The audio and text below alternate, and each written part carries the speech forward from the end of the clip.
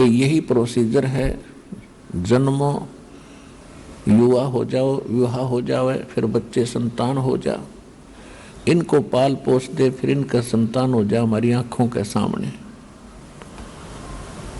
फिर हम बेशक मर जावे।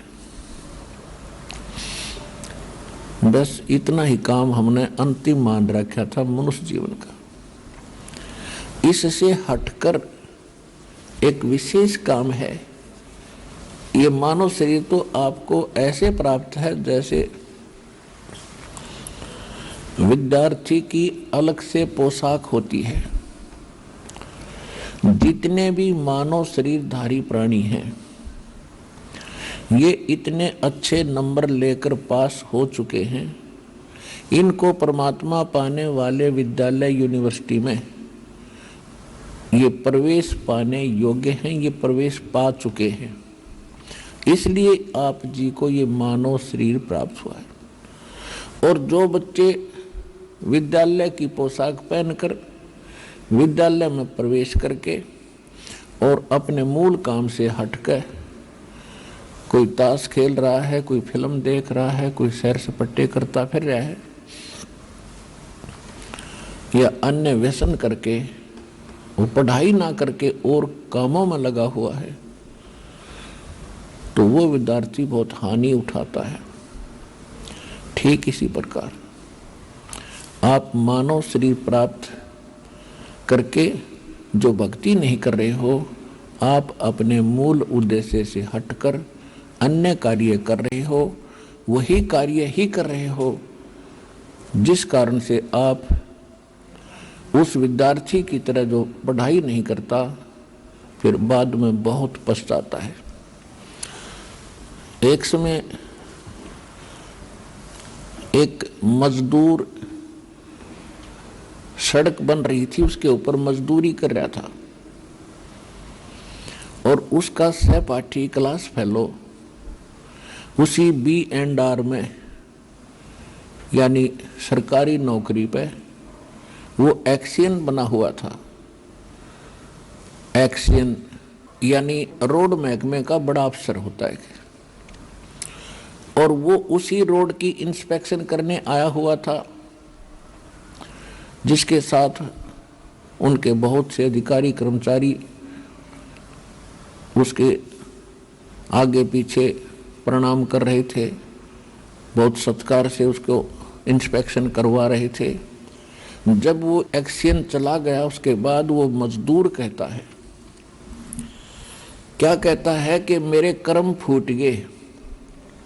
यो मेरा साथी था, क्लास फेलो था और ये पढ़ गया, मैं खेल में व्यस्त रहा, मैं पढ़ा नहीं। आज अपने उस गए समय को मैं पछता रहा हूँ। मैं मजदूरी कर रहा हूँ, ये कार में बैठ कर ठाठ से घूम रहा है, इसके बच्चे भी सुखी हैं। तो पुण्यात्मा, जो आज भक्ति नहीं करेगा इस मनुष्य शरीर ने पाके, फिर वो कुत्ते गधे बन के अरण्यो रोया करेगा, जैसे कुत्ता रात्रि में ऊपर न मुंह करके रोया करे। कभी कभी देखा हो, उसको आभास होता है कि बहुत बुरी बनी मेरे साथ, वो करता ऊपर न भगवान की तरफ मुंह करके। तो परमात्मा कहते अच्छे दिन पाछे गए, गुरु से किया ना हेत, अब पछतावा के करे चिड़िया चुगी खेत। मट्ठा बैठा लिया तुमने। और सूक्ष्म वेद में परमात्मा से प्राप्त ज्ञान में आदरणीय गरीबदास साहिब जी ने कहा है, श्वेत छत्र सिर मुकुट बिराज, देखत ना उस चेहरे नु, गरीब दास ये वक्त जात है, रोगे इस पैरे नु। गरीब दास ये वक्त जात है, रोगे इस पैरे नु। पहरा माने समय को, कि उस परमेश्वर के सिर पे मुकुट है,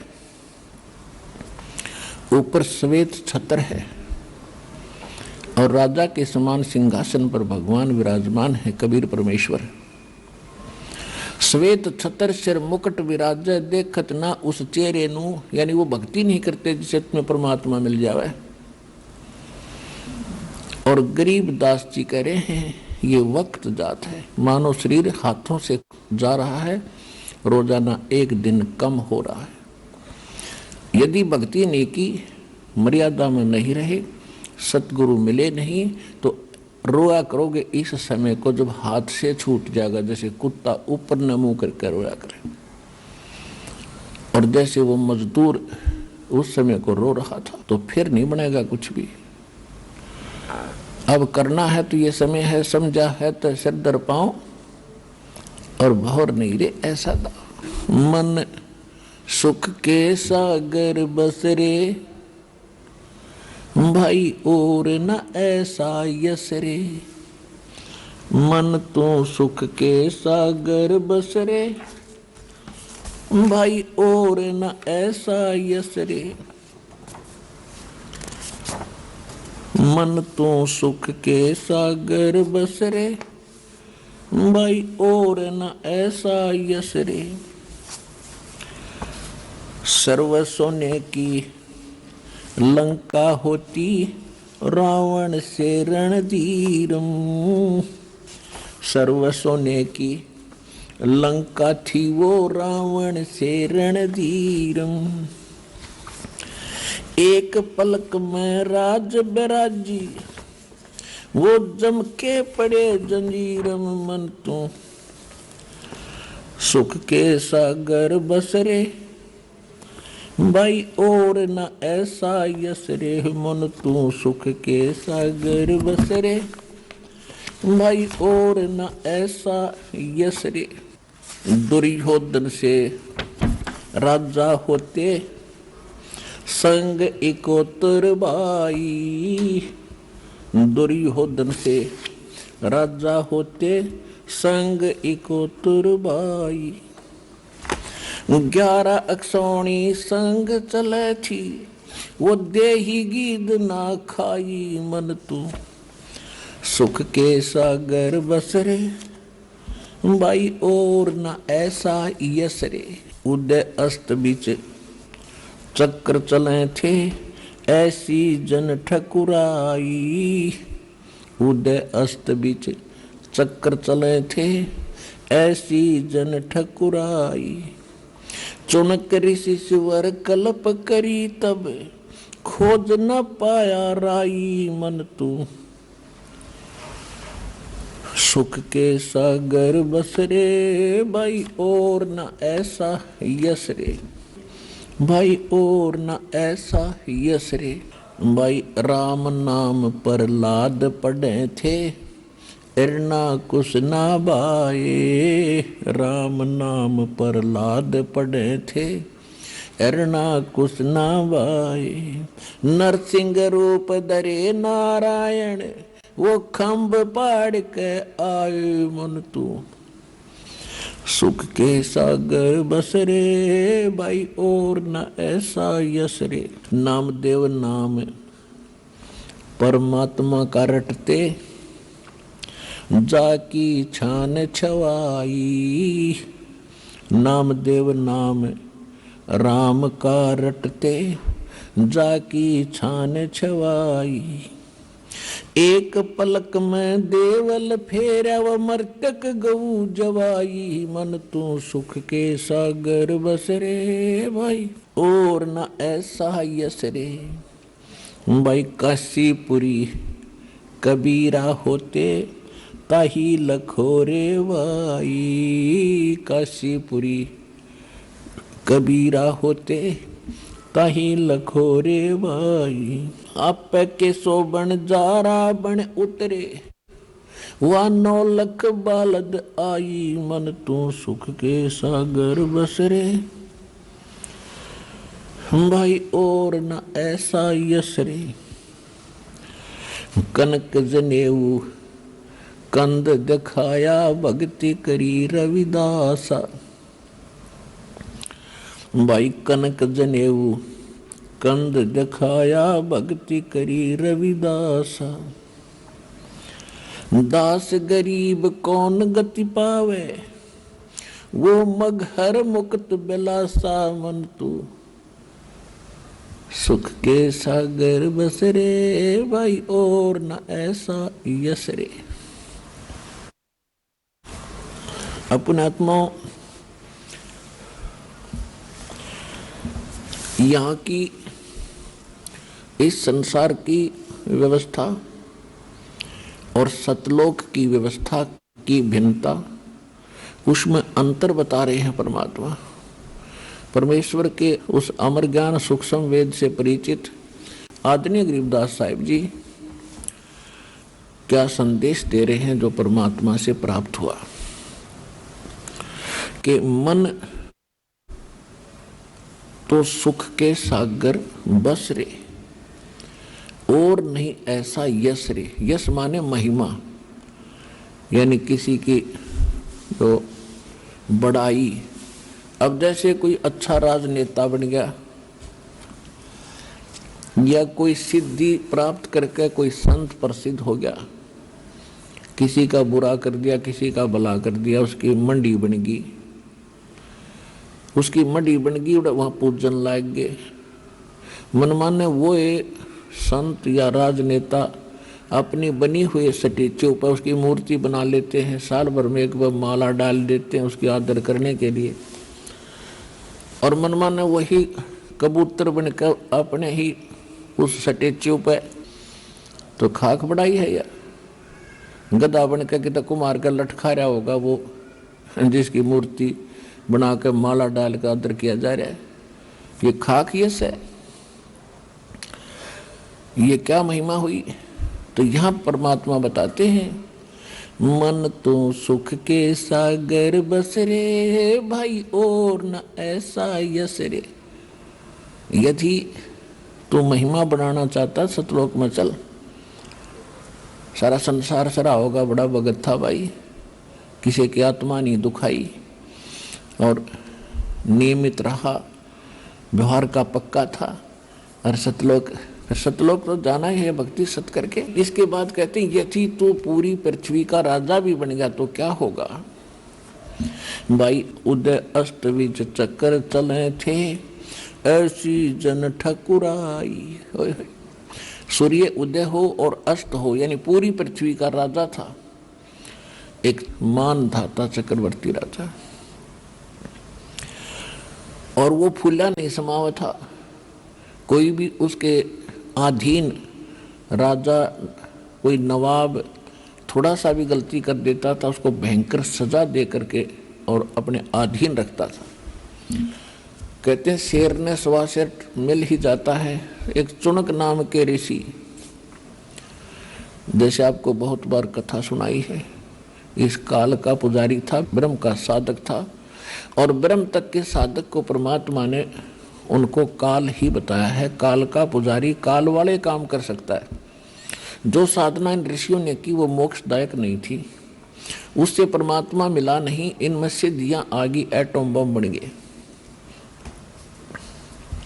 तो मानधाता चक्रवर्ती राजा की इस चुनक ऋषि ने 72 अक्षौणी सेना का नाश कर दिया था। एक वचन से सिद्धि से अपनी पुतली बनाई, 4 परमाणु बम बनाकर छोड़ दिए।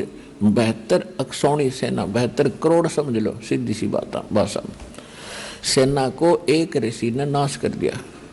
अब पहले तो उस मानधाता चक्रवर्ती, यानी चक्रवर्ती माने aura controller in on the earth, पूरी पृथ्वी का कुल मालिक।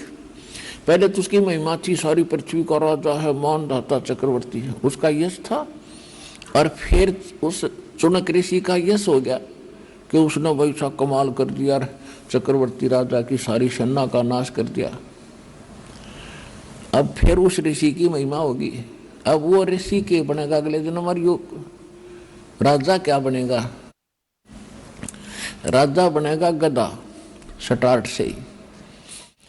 ये नियम है मालिक का। राजा तो सारे पाप पे पाप करे सारा जीवन में, तो ऋषि साथ में जिसे इसने साधना भक्ति नाम ओम का जाप किया, वो पुण्य और वो कमाई बन गई, और उधर से 72 करोड़ सेना मार दी, ये पाप बन गए। तो दोनों अकाउंट ओपन रहते हैं जब तक कबीर भगवान की शरण में आप नहीं आते हो।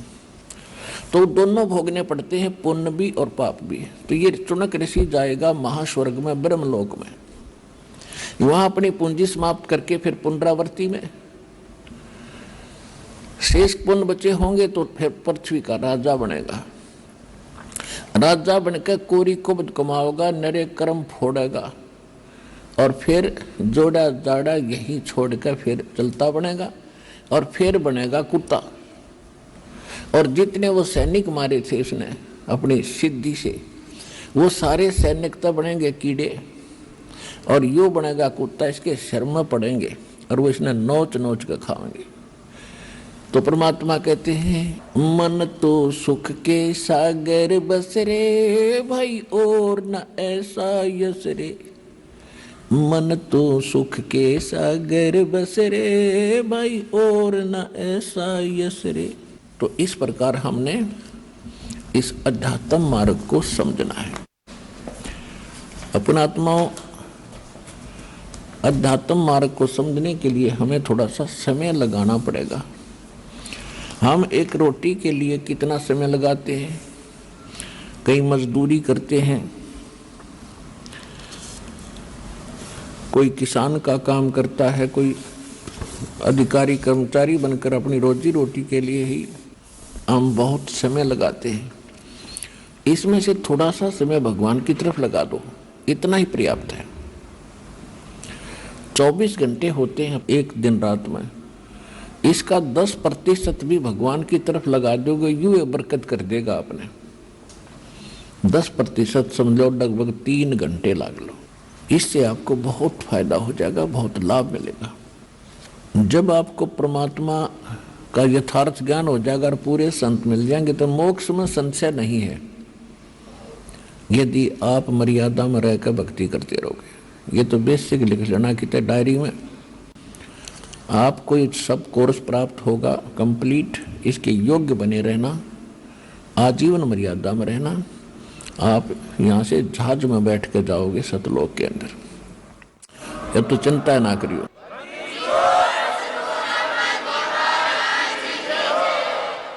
और परमात्मा के पाने के लिए हमने घर भी छोड़े और हम राज भी त्याग गए। आज तो राज प्राप्ति के लिए पता नहीं के खड़दू उतार दे इंसान, हमने राज भी त्याग दिए और परमात्मा के पाने के लिए हम घोर तप किए, शरीर सुखा दिया, सूख के काटे हो गए, दीमक चढ़ गई, भगवान नहीं मिला। वो क्यों ना मिला? क्योंकि वो तो काट के हथौड़े थे और डंडी काटने का प्रयत्न था, वो कद्दे भी ना कटे, काट के हथौड़े थे और डंडी काटे। यानी बड़ा पेड़ हो कोई और उसको कोई काट के हथौड़े तक काटे तो मूर्ख हो। उसके काटने की वो सही औजार मिलने के बाद 2 घंटा में मूछ देगा उसने, पट्टाए पट पार मारेगा ठाके। तो आपको वो तेज हथियार दे दिए हैं, सारनाम सतनाम और प्रथम मंत्र।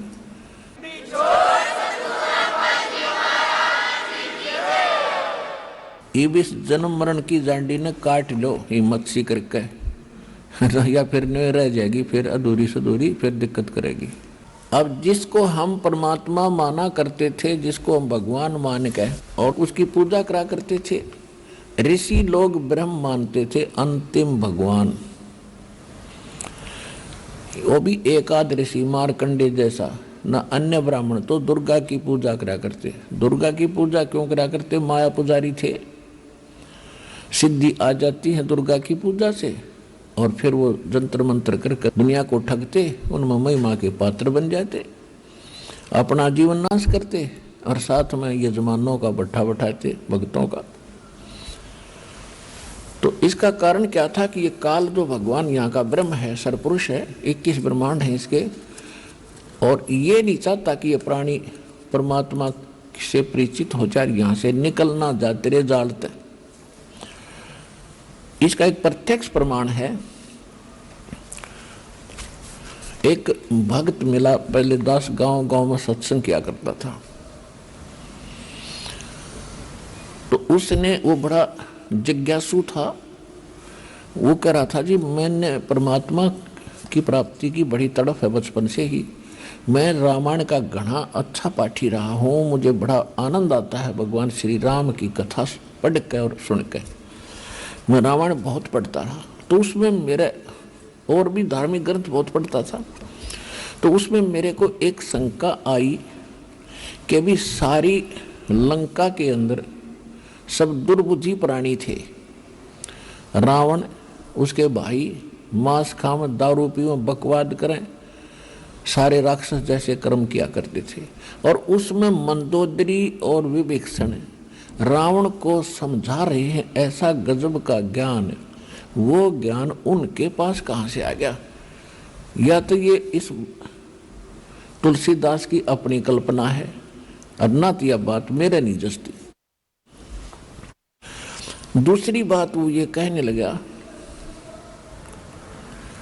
कि महाभारत का युद्ध हुआ और पांडवों ने एक यज्ञ करी थी अपने पाप कर्म का नाश करवाने के लिए, श्री कृष्ण जी के कहने थे। और उस यज्ञ का एक ऐसा नियम था कि उसमें एक शंख रखा था, शंख जो बजाया करते हैं बाबा जी टू टू करके। ये शंख होता है कि सफेद सा एक जीव का कवर होता है, जैसे ये शंखलेह देखे होंगे आपने, छोटे छोटे पानी के अंदर हो जाते हैं। वो बड़ा एक जीव होता है, उसे शंख बन जाता है, उसका ऊपर का बॉडी होता है, उसको ये ऋषि लोग बजाया करते थे शंख। तो एक शंख था पंचमुखी, 5 मुख थे उसके। तो उस यज्ञ के पूर्ण होने का ये था कि वो शंख अपने आप बजेगा जब सभी भोजन खा लेंगे। तो उसमें श्री कृष्ण ने भी भोजन खा लिया और सारे ऋषि महर्षि देवताओं ने भोजन खा लिया।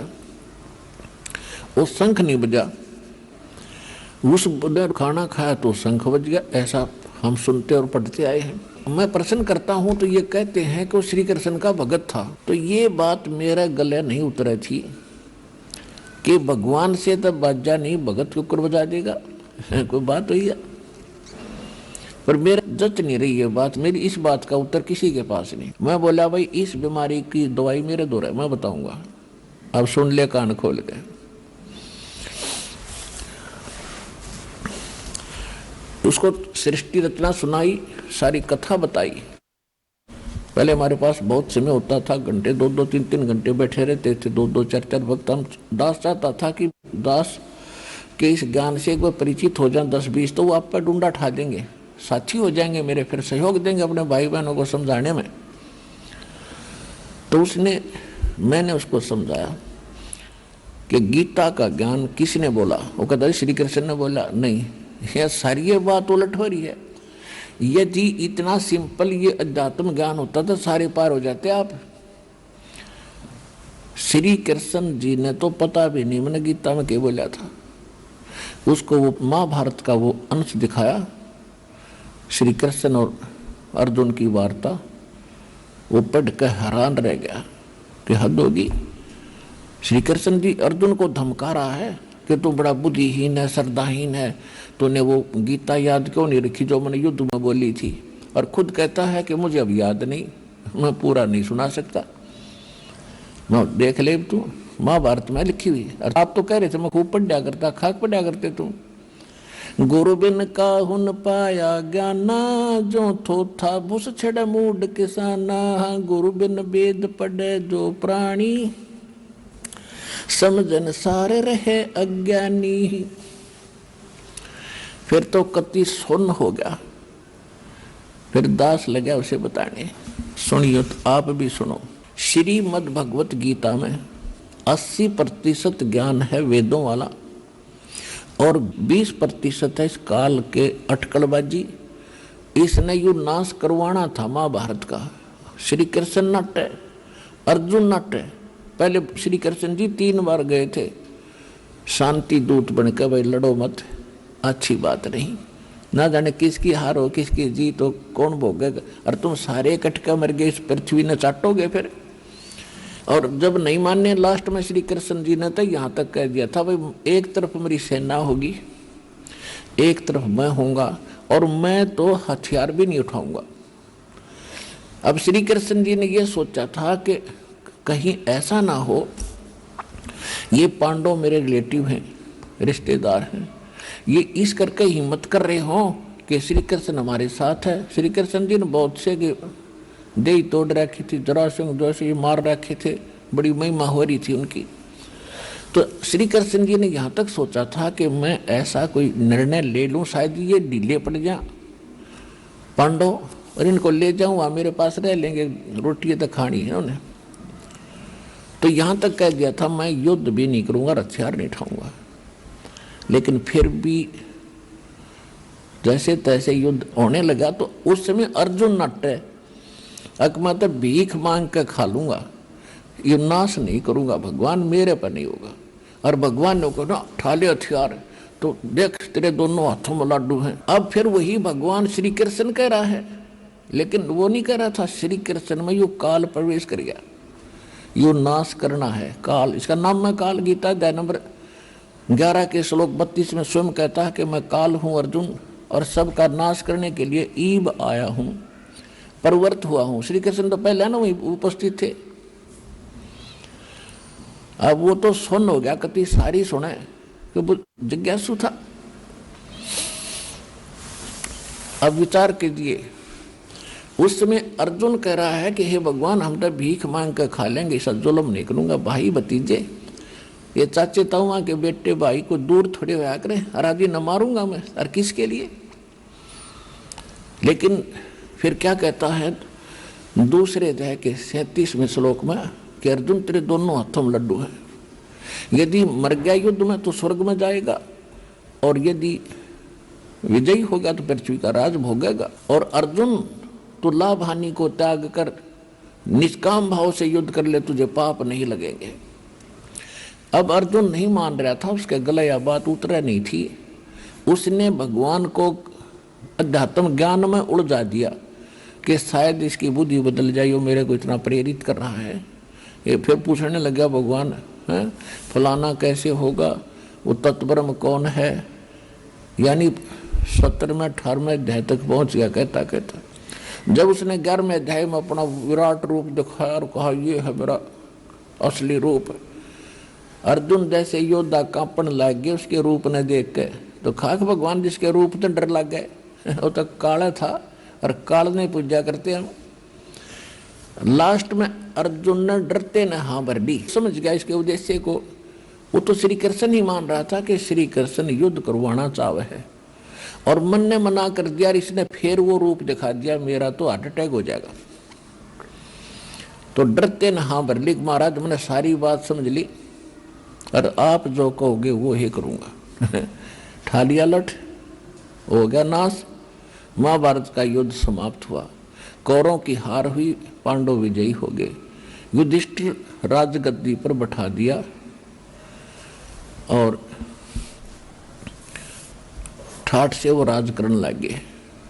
कुछ दिन के बाद युधिष्ठिर राजा को ऐसे भयंकर स्वप्न आने लगे, वो प्रेत बाधा से पीड़ित हो गया।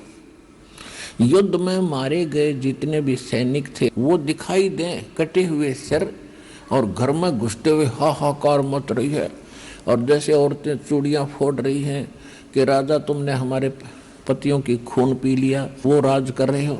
अब वो बैठ जाता था, आंखें फटी फटी रहती थी जैसे प्रेत बाधा से व्यक्ति होता है। खाना पीना छूट गया।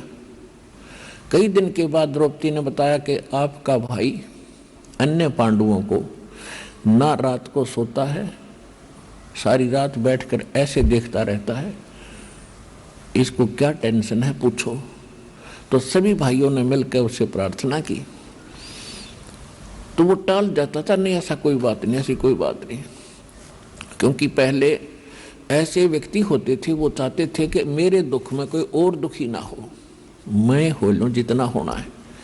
लेकिन फिर भी उन्होंने ज़्यादा आग्रह किया तो उन्होंने बताना पड़ गया कि मुझे ऐसा लग रहा है जैसे अपने घर में सिर कटे हुए धड़ ऐसे चले हुए आ रहे हैं, और हाहाकार मच रही है, और मेरा दिल कांपने लग जाता है।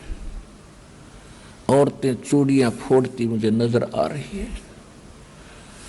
अब श्री कृष्ण जी इन पांडवों के धार्मिक गुरु भी थे, तो कोई भी दिक्कत आती है अपने धार्मिक गुरु के पास ही जाकर उसका समाधान किया जाता है। तो पांचों पांडव रथ लेकर और पहुंच गए द्वारका में। श्री कृष्ण जी से कारण जानना चाहा। श्री कृष्ण जी से पूछा कि ऐसे ऐसे हमारे भैया को ये तकलीफ है, ये दुख है, इसका कारण तथा समाधान बताइयो भगवान। श्री कृष्ण जी ने कहा कि तुमने जो महाभारत में बंधुघात किया, अपने कुल के लोग मारे और साथ में कितनी सेना मर गई, जिस कारण से आपको ये बाधा, ये पाप कर्म दुखी कर रहा है।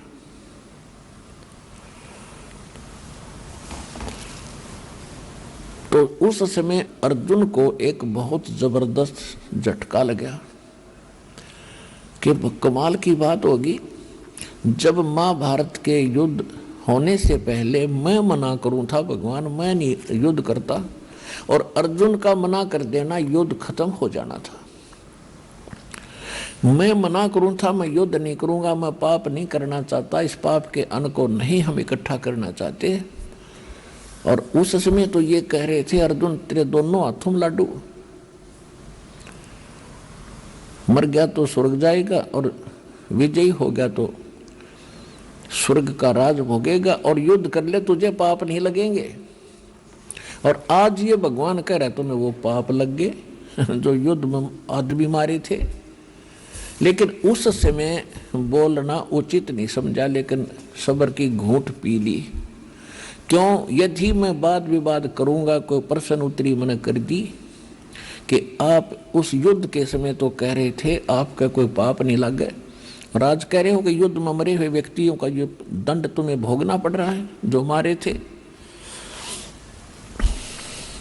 इसलिए उसने ये सोच विचार करके कि यदि मैंने वाद विवाद कर दिया, और जो श्री कृष्ण जी ने समाधान बताया था वो ये बताया था कि एक अश्वमेध यज्ञ करो, और उस यज्ञ में पूरी पृथ्वी के भगत ब्राह्मण ऋषि देवता स्वर्ग लोक के देवताओं को भी आमंत्रित करो, और सभी आवें, आपका अन्न खावें, आपका भंडारा खावें, और उसमें एक शंख रखा जाएगा, शंख, और सब जब खाना खा लेंगे, भोजन पा लेंगे भंडारे में, तो वो शंख अपने आप आवाज करेगा, मुंह का लगा कर बजाने की आवश्यकता नहीं पड़ेगी, अपने आप बजेगा। अपने आप बज गया तो यज्ञ संपूर्ण होगी, अपने आप नहीं बजा तो उस करे हुई यज्ञ का भी फल नहीं मिलेगा। अब उस यज्ञ में 33 करोड़ देवता, 88,000 ऋषि, 12 करोड़ ब्राह्मण और 56 करोड़ श्री कृष्ण जी के कुल, यानी 56 करोड़ यादव, और अनेक पूरी पृथ्वी के व्यक्ति, ये सब आने थे, जमाने थे, उनको भोजन खवाना था, जिसमें अरबों रुपए खर्च होना था। किसके लिए? युधिष्ठिर की प्रेत बाधा समाप्त कराने के लिए। अब अर्जुन ने सोचा यदि मैंने वाद विवाद कर दिया और मेरा भाई जो युधिष्ठिर है ये ऐसा नेक आदमी है, ये समझ जाएगा संकेत तय कि मेरे भाई मेरा उपचार कराने में प्रसन्न नहीं है। इन्होंने तो वाद विवाद शुरू कर दिया खर्चा देख के, और ये बिल्कुल इलाज नहीं कराओगा, यज्ञ नहीं होने देगा, बेशक मर जाओगा, और ये हम नहीं कर सकते। जिस कारण से अर्जुन ने सब्र की घूंट भरी और चुप रहा, लेकिन वह छाती में खटका जरूर थी बात कि आज ये क्या कह रहा है कि वो पाप लग गया तुम्हें। जैसे तैसे वो कहा गया कि आप जैसा उचित समझो कीजिए। श्री कृष्ण जी ने स्थान और समय दोनों निर्धारित कर दिए, सब आमंत्रित करने के लिए देश विदेशों में। वो स्वयं भी निमंत्रण देने के लिए गए, कहीं भीम गया, कहीं नकुल, कहीं सहदेव, कहीं अर्जुन, और सब, और नौकर चाकर सब जगह चिट्ठियां भेजी। द्वापर युग में परमेश्वर कबीर जी आए हुए थे। चारों युग में संत पुकारे और कूक कहा हम हेल रे। हीरे माणिक मोती बरसे ये जग चुगता ढेल रे। सतयुग में सत सुकृत कह टेरा, त्रेता नाम मुनिंदर मेरा।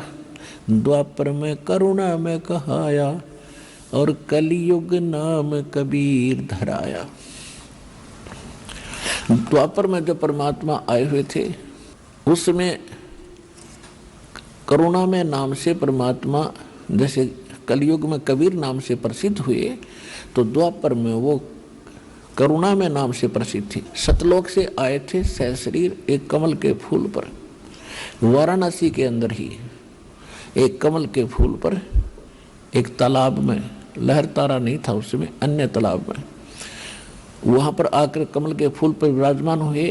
और एक वाल्मीकि दंपत्ति निसंतान थे, वो वहाँ किसी कारण से सरोवर पर गए थे, वहाँ से भगवान को उठा लाए थे। एक सुदर्शन नाम का वाल्मीकि लड़का था, वो परमात्मा के विचारों से गढ़ा प्रभावित हुआ था। उसकी माता पिता ने भी खूब विरोध किया था पर वो मान्या नहीं। तो परमात्मा की उस ज्ञान से परिचित हुआ, परमेश्वर उनको सचखंड लेकर गए, फिर वापस छोड़ा। तो सुदर्शन का यह बात पक्की दस्तगी थी कि ये करुणा में को नहीं तो भगवान है। उसके बाद पूरी दृढ़ता से उनके द्वारा बताई गई भक्ति कर रहा था। उधर से सभी ये पांडव और उनके अनुचर नौकर निमंत्रण देने के लिए, इनविटेशन देने के लिए इधर उधर जा रहे थे। तो जहाँ सुदर्शन जी की झोंपड़ी थी, कुटिया थी उस भगत की, उस साइड में भीम की सेवा लगी, ड्यूटी लगी निमंत्रण देने की। तो सबसे पहले वो साधु संतों को निमंत्रण दे रहे थे। तो भक्त सुदर्शन जी अपनी झोपड़ी में रहते थे। पहले छोटे छोटे झोपड़ी होती थी थोड़ी थोड़ी दूरी पर, यानी विशेष वो नहीं था समूह रूप में। इस एक की यहाँ झोपड़ी है कि 10 किले दूर है, उसकी 20 किले दूर है, जैसे ढाणी सी बड़ी होती, ऐसे होते थे पहले। तो सुदर्शन जी के पास जब वो पहुंचा भीम, उसने निमंत्रण देते हुए कहा कि हे महात्मा, हे भगत जी, मैं राजा युधिष्ठिर जी का भाई हूँ, मेरा भीम नाम है। मैं आपको निमंत्रण देने आया हूँ, आप हमारी यज्ञ में आइएगा, हमने एक यज्ञ करनी है। तो सुदर्शन जी तो परमात्मा के ज्ञान से परिचित थे। उसने कहा, अरे भीम, ए भीमसेन, तुम तो भाई ऐसे घोर नरक में डाले जाओगे, आपके लिए तो अलग बनाना पड़ेगा भगवान ने। और तुम्हारे अन्न को खा के मैं नरक ना जाऊं, तुमने तो इतना जुल्म कर रखा है। करोड़ों बहन विधवा होगी, उनकी आंसू नहीं सूखी है, बच्चे बिलख रहे हैं, माँ से पूछ रहे हैं हमारा पिता कहाँ है। माँ कह रही है बेटा फौज में गया है, छुट्टी नहीं मिली है। और अंत में रो रो के बताना पड़ रहा है, फिर सारा परिवार रो रहा है और तुम मौज मार रहे हो, तुम सुख की इंतजार करते हो। तुम्हारा तो बुरा हाल होगा और कौन खावा तुम्हारी रोटी, वो भी नरक में जाएगा। तुमसे तो कसाई भी अच्छा, और जा यहाँ से भाग, चल अपना काम कर। अब भीम को बड़ा गुस्सा आया, लेकिन थोड़ा थोड़ा अंदर से रोक रखा था कि कहीं पर भगवान श्री कृष्ण और भाई गुस्सा ना हो जाए। फिर सुदर्शन जी ने कहा कि यदि मुझे ले चलना चाहते हो, जैसी यज्ञ तुम करने जा रहे हो, ऐसी ऐसी 100 यज्ञ का फल मुझे दो पहले, ताकि मेरे कुछ पुण्य बने। जब तुम्हारे रोटी खाऊं, ऐसी ऐसी 100 यज्ञ का पुण्य मुझे संकल्प करो, जब तुम्हारे टूक तोड़ूंगा मैं। इतना घोर पाप है तुम्हारे अन्न में। तो भीम बोला कि भगत घना ना बोला, ज्यादा मत बोला, बस बहुत सुन ली तेरी, मैंने तेरी थोबड़ी तोड़ दूंगा मैं। तने आना होता ही है ना, बेशक बताइए। मेरे भाई तो डर लग गया, मैंने कृष्ण जी तो डर लगा है ना, तेरी दे ही तोड़ देता, और तू ना होगा तो शंख ना बाजेगा। यूं कहकर भीम तो चल पड़ा पहलवान। अब भीम ने ये सोच रखा था कि भाई श्री कृष्ण बैठे भगवान वहां पर, इन छोटे मोटे कुतरुओं का क्या अस्तित्व है उनके सामने। ऐसी चौंध लाग रही थी उनके, और ये चौंध तोड़ा कर कबीर भगवान। अब क्या हुआ, सुदर्शन जी ने जब कह तो दी, सच्चाई तो कहनी पड़े, भगत का धर्म बनता है। फिर वो चिंतित हो गया कि ये राजा लोग जाके युद्ध मस्तारेंगे, अपने भाई ने बताओगा, वो सेना भेजेंगे। तो वो कबीर परमेश्वर जी के पास गया, अपने गुरु जी के पास, करुणामय जी के पास, और उनको सारी स्थिति से परिचित कराया। कैसे ऐसे भीम आया था जी, और मैंने ये उत्तर दे दिया। परमात्मा बोले बेटा खरा जवाब दिया तने, भगत का यही धर्म होता है, मानो चाहे मत मानो।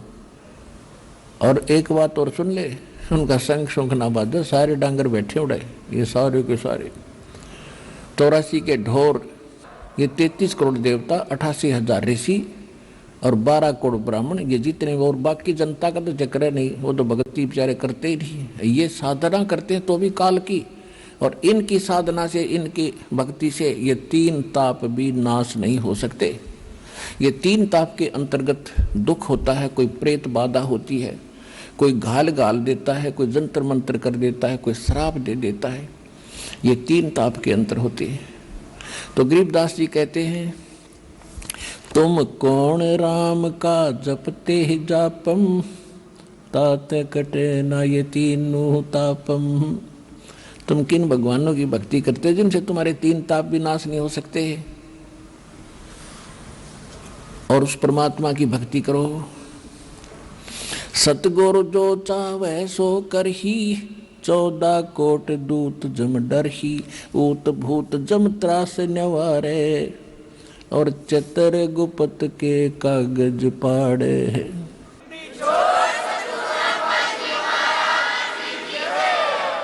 अब क्या हुआ, निर्धारित समय पर स्वर्ग से 33 करोड़ देवता, 88,000 ऋषि, 12 करोड़ ब्राह्मण, जिन्होंने चारों वेद कंठस्थ गोट रखे थे, कंठस्थ याद थे, और बाकी 56 करोड़ यादव क्योंकि रिश्तेदार थे श्री कृष्ण पांडवों के, तो और भी बहुत से जनता के जन भी बहुत सारे आमंत्रित थे।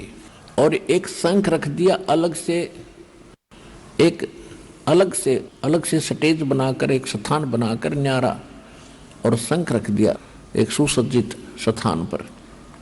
सब ने भोजन खा लिया, और शंख ने टस से मस आवाज नहीं करी।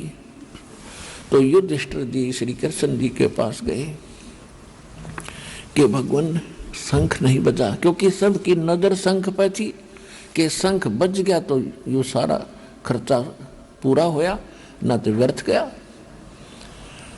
अब उधर से वो देवता लोग स्वर्ग के आए हुए ब्राह्मण आपस में फुसर फुसर कर रहे हैं, अरे शंख कैसे बजेगा, इनके तो पाप बहुत करे, इन्होंने तो करोड़ों व्यक्ति मार रखे हैं, ऐसे बज जाएगा शंख। बताइए, इनकी कहानी थी। फिर तुम टिंडे लेना आए थे यहाँ पर तुम क्या करना आए थे, खागड़ो नाते था। अच्छा, अब क्या हुआ, श्री कृष्ण ने भी भोजन खा लिया और फिर भी शंख नहीं बजा। युधिष्ठिर जी कहने लगे भगवान हमने पापा गणे कर रखे हैं, ये शंख नहीं बजे।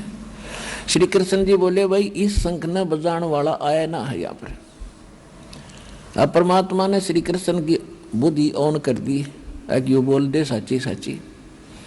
तो उसको बैठा दिखा कि एक भक्त है ऐसे ऐसे वहां पर चौपड़ी में, और सुदर्शन नाम है उसका, आप उसके पास नहीं गए क्या? तो युधिष्ठिर ने कहा कि उस साइड में भीम की सेवा लगाई थी, भीम से पूछते हैं। भीमसेन बुलाया। युधिष्ठिर जी ने कहा कि भगवान बता रहे हैं कि ऐसे कोई सुदर्शन नाम का एक वाल्मीकि भक्त है, उसके पास नहीं गए आप, आमंत्रित नहीं किया उसको? युधिष्ठिर ने कहा जी आमंत्रित तो किया, पर वो तो कुबोल आदमी है, बहुत बूढ़ा बोलता है। श्री कृष्ण जी ने कहा कि क्या बोलता है, तूने हमें बताना चाहिए था, क्या समस्या थी? कि उसने बहुत बुरी बात कही। एक तो उसने ये कंडीशन रख दी, जो यज्ञ तुम करने जा रहे हो और ये सफल हो जा, ऐसी ऐसी 100 यज्ञ का फल मुझे दो। और दूसरे अटपट घनी बकवाद करे था, यूं बोला तुमने तो इतने पाप कर रखे, तुम्हारे अन्न को कौन खावे, नरक में जाओगा और तुम्हारा तो बुरा हाल होगा, तुम सिड़क मरोगे, तुमने इतने पाप कर रखे। आइए अब हम उन श्रद्धालुओं के अनुभव जानते हैं जो जगत गुरु तत्वदर्शी संत रामपाल जी महाराज जी से दीक्षा प्राप्त कर चुके हैं तथा उनके द्वारा बताए गए भक्ति मार्ग पर चल रहे हैं। सर नमस्कार। नमस्कार सर। सर क्या नाम है आपका? मेरा नाम अखिलेश गुजर। सर कहाँ से आए आप? मैं शहर सनावत, जिला खरगोन, MP मध्य प्रदेश का हूँ। अखिलेश जी क्या करते हैं आप? मैं पेशे से डॉक्टर हूँ सर। सर हम आपसे पूछना चाहेंगे कि संत रामपाल जी महाराज से आप कब जुड़े? मैं संत जगत गुरु तत्वदर्शी संत रामपाल जी महाराज जी से अक्टूबर 2012 में जुड़ा सर।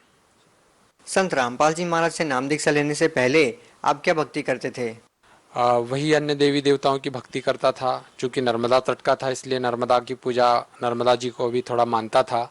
पवित्र नदी और माँ के स्वरूप उसको माना जाता है। ओमकारेश्वर क्षेत्र का था इसलिए अन्य देवी देवताओं की भक्ति के साथ साथ नर्मदा की भी भक्ति करता था। और एक नर्मदा तट में जो साधु संत रहते थे, मैं उन्हीं को मानता था कि यही साधु संत हैं।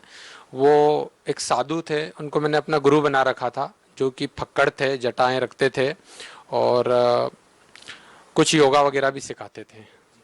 तो उन्हीं की मैं उनके बताए अनुसार ही भक्ति करता था। अखिलेश जी चूंकि आप डॉक्टर हैं, एक डॉक्टर के पास लोग अपना रोग दूर करने के लिए, अपनी शारीरिक पीड़ाओं को दूर करने के लिए डॉक्टर का सहारा लेते हैं, डॉक्टर के पास आते हैं। आप खुद एक डॉक्टर हैं, हम आपसे जानना चाहेंगे कि आपने संत रामपाल जी महाराज से नाम दीक्षा क्यों ली? सर कुछ मेरे साथ ऐसी घटना घटी कि परमात्मा ने मुझे शरण में बुलाना था, संत रामपाल जी महाराज ने। तो उसके पहले कुछ तैयारियां मेरे से करवाई। समय परिस्थितियां कुछ ऐसी बनी कि मुझे सारे कामकाज ठप हो गए। मैंने अपने मित्रों के साथ एक कारखाना डाल दिया था जो कि वेल्डिंग रॉड का होता है। उसमें मुझे बहुत ज़्यादा लॉस गया और वहीं से मेरी इच्छा हुई कि ये सब काम बेकार है और कहीं एकांत में जाना चाहिए। इन चीज़ों से भी हटके कुछ शांति चाहिए, क्योंकि पैसा तो एक अलग चीज़ थी, पर जो मानसिक शांति मेरी असंतुलित हो रही थी, मेन उद्देश्य वही था कि मैं कहीं शांति पाना चाह रहा था। और मैंने इसी दौरान साधु संतों की शरण ग्रहण करी। मैं एक नाथ संप्रदाय के साधु से भी संपर्क में रहा, तो मैं मानसिक संतुलन बहुत डिस्टर्ब हो रहा था। इसीलिए मुझे मेरे मित्र ने बताया और मैं जगत गुरु तत्वदर्शी संत रामपाल जी महाराज की शरण में आया। सर संत रामपाल जी महाराज से अभी तक जितने भी अनुयायी जुड़े हैं, जिनसे भी हमारी मुलाकात हुई है, जिनका भी हमने साक्षात्कार लिया है, सभी ने बताया है कि किसी को मानसिक रोग था वो ठीक हो गया, किसी को शारीरिक रोग था वो ठीक हो गया है, किसी को आध्यात्मिक लाभ मिले हैं, किसी को आर्थिक लाभ मिले हैं। हम आपसे जानना चाहेंगे अखिलेश जी, चूंकि आप डॉक्टर हैं, तो संत रामपाल जी महाराज से नाम दीक्षा लेकर के आपको क्या फायदा मिला है, क्या लाभ मिले हैं? सबसे पहले तो मुझे इस मानव मनुष्य जीवन का मेन उद्देश्य पता चला कि आखिर मनुष्य जीवन होता क्या है। क्योंकि इससे पहले तो पशुओं की तरह जीवन जी रहे थे। डॉक्टर चूंकि थे जरूर नाम से, पर जो जीवन था वही था जो एक साधारण जनता जीती है। नशा करना, दोस्तों के साथ घूमना। और परमात्मा जी की शरण में आने से सबसे पहला और सबसे बड़ा लाभ मुझे जो मिला कि जैसे ही मेरी मानसिक संतुलन थोड़ा गड़बड़ हुआ और मुझे लॉस हुआ धंधे में, उसी दौरान मेरी शादी हो गई थी।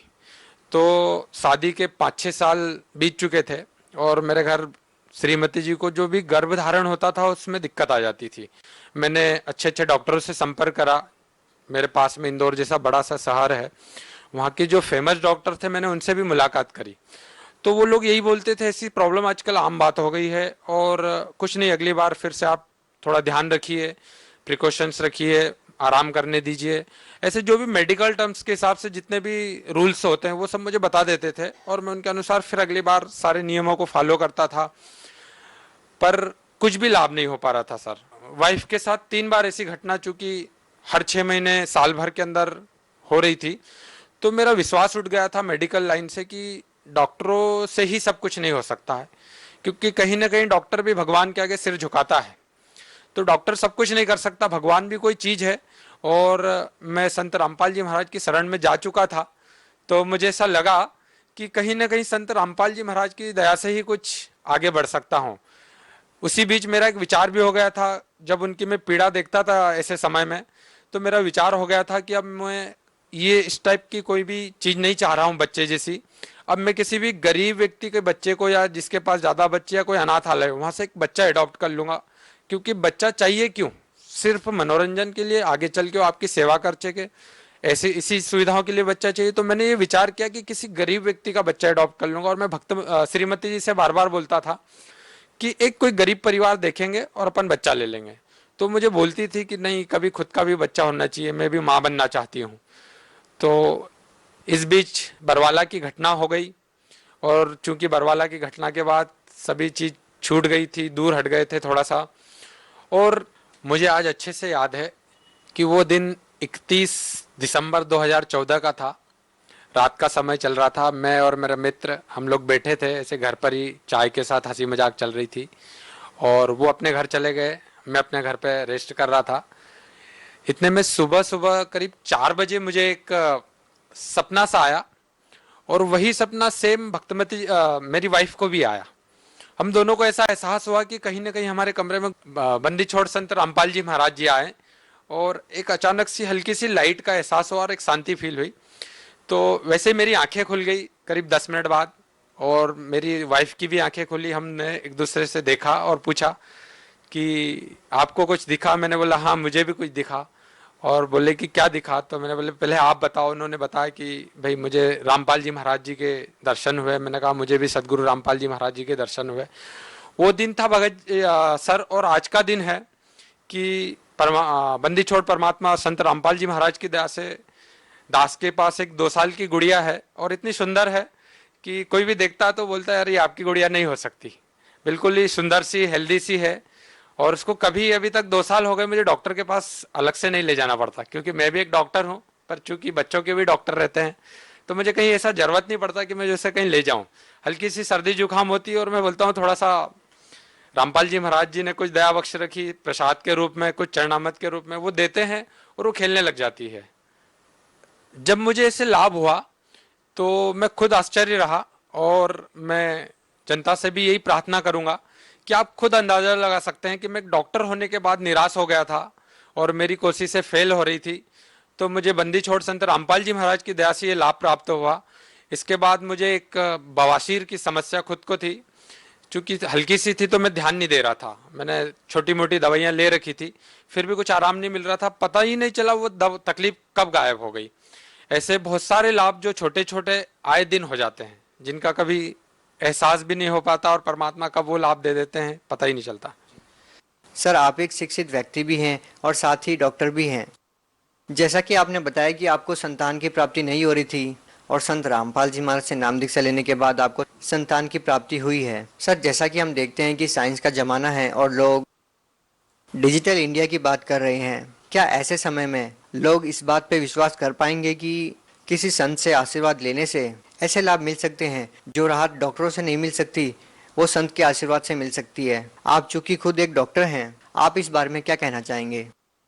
सर, आज जो मॉडर्न युग है, जो साइंस का जमाना चल रहा है और जो डिजिटल इंडिया की हम बात कर रहे हैं, यहाँ पर मैं ये कहना चाहूंगा कि अध्यात्म एक ऐसी चीज है जहाँ साइंस खत्म होता है, स्टॉप होता है, जहाँ सारी सीमाएं खत्म हो जाती है साइंस की, वहां से अध्यात्म की शुरुआत होती है। क्योंकि जब मैंने संत रामपाल जी महाराज जी का ज्ञान सुना, पढ़ा और जाना, जब मुझे ये एहसास हुआ कि अध्यात्म क्या चीज है, और ये समझ में आया कि ये क्यों करना चाहिए, हमें मानव जीवन के क्या उद्देश्य है और कैसे करना चाहिए, मानव जीवन क्यों जीना चाहिए, क्या इसके उद्देश्य मूल उद्देश्य है।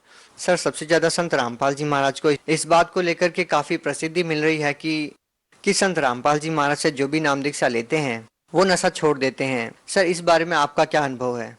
सर, मैं खुद नशा करता था, क्योंकि जो फ्रेंड सर्कल था वो कुछ ऐसा था कि कभी ना कभी हफ्ते में एक बार कुछ ड्रिंक वगैरह या फिर सिगरेट की एक आदत सी हो गई थी, मैं खुद भी लेता था। और नशे की आदत के कारण क्या होता था सर कि मेरे खुद का चिड़चिड़ापन बढ़ जाता था, और कभी कभी हम दोनों का बहुत झगड़ा हो जाता था, और इतना गुस्सा आ जाता था मुझे कि बहुत सारी चीजें मैं तोड़ फोड़ कर दिया करता था। ये मेरी एक बहुत बैड हैबिट थी, और इस नशे की लत को रामपाल जी महाराज जी के आशीर्वाद मात्र से ऐसा छूट गया कि मुझे पता ही नहीं चला। उससे पहले मैंने कई बार कोशिश कर चुका था मैं कि ये नशा दूर हो जाए। मैं काफी कुछ 8-8 दिन तक कोशिश करता था, ले नहीं पाता था, कसम खा लेता था कि अब नशा नहीं करूंगा। 8 दिन बाद पता चलता था कि एक ऐसी लत सी खींचती थी। और चूंकि डॉक्टर होने के नाते जानता भी था कि ये एक बैड हैबिट है, इससे बहुत सारी बीमारियां पैदा होती है। पर मैंने अपने इतने से जीवन में देखा है कि जो बड़े बड़े स्पेशलिस्ट लोग हैं, जो दूसरे को राय देते हैं कि नशा नहीं करना चाहिए, वो भी छुप छुप के नशा करते हैं। मैंने अपने जीवन में देखा है। तो ये बंदी छोड़ रामपाल जी महाराज की आशीर्वाद मात्र से मेरी ये सारी आदतें पूरी तरह से छूट गई सर। सर, भगत समाज को आप इस बारे में क्या संदेश देना चाहेंगे? मैं सारी भगत समाज से और सारे मानव समाज से एक ही प्रार्थना करना चाहूंगा कि चूंकि मैं भी खुद डॉक्टर हूं, आप देखते हैं हॉस्पिटलों में आके, या हम खुद भी देखते हैं जब ड्यूटी पे या कभी ऐसे केसेस रहते हैं, तो हजारों की संख्या में लोग तड़पते रहते हैं, उनकी बीमारियों का निदान नहीं लग पाता। वो डॉक्टरों के चक्कर पे चक्कर काटते रहता, हॉस्पिटलों पे चक्कर काटते रहता है, पर उसका कोई निवारण नहीं लग पाता है। और चूंकि डॉक्टर भी खुद अपने कार्य को शुरू करने से पहले एक बार भगवान को जरूर याद करता है। वो मानता है कहीं ना कहीं कि भगवान जैसी कोई चीज इस दुनिया में है, मेरे से भी ऊपर, या इस दुनिया को चलाने वाली कोई शक्ति है जो हम सबसे ऊपर है। तो मेरा एक सभी से एक ही निवेदन है कि आप अगर पूरी तरह थक चुके हो और आपको कहीं ना कहीं विश्वास हो कि भगवान इस दुनिया में है, तो आप बंदी छोड़ सदगुरु रामपाल जी महाराज जी की शरण में आके देखें, उनका ज्ञान सुने, समझे। चूंकि पूरा ज्ञान शास्त्रों, वेदों, रामायण जी, गीता जी, कुरान शरीफ, बाइबिल, जितने भी दुनिया के ग्रंथ धर्म शास्त्र हैं, उन सबसे रामपाल जी महाराज जी ने प्रमाणित करके दिखा दिया कि भगवान कौन है, कैसा है, कैसे मिलता है, उसको पाने की विधि क्या है। और बहुत ही सरल और आसान तरीके से भक्ति जितनी सहज रामपाल जी महाराज जी ने बताई। भक्ति नाम सुन के ही डर लगता था पहले, रामपाल जी महाराज ने सारे वेदों से निराकरण करके बता दिया कि भक्ति कैसी और क्यों करनी चाहिए, उसका महत्व क्या है भक्ति का। तो मेरा आप सभी से यही निवेदन है कि आप एक बार रामपाल जी महाराज की शरण में आके उनका ज्ञान जहां भी आपको पुस्तक के माध्यम से, टीवी चैनलों के माध्यम से, या फिर SMS, कोई बुक्स, जैसे भी आपको मिले, एक बार जरूर पढ़ के देखें। आप खुद निर्णय करिएगा कि क्या सही और क्या गलत चीज है। सत साहिब जी, बहुत बहुत धन्यवाद। सत साहिब जी।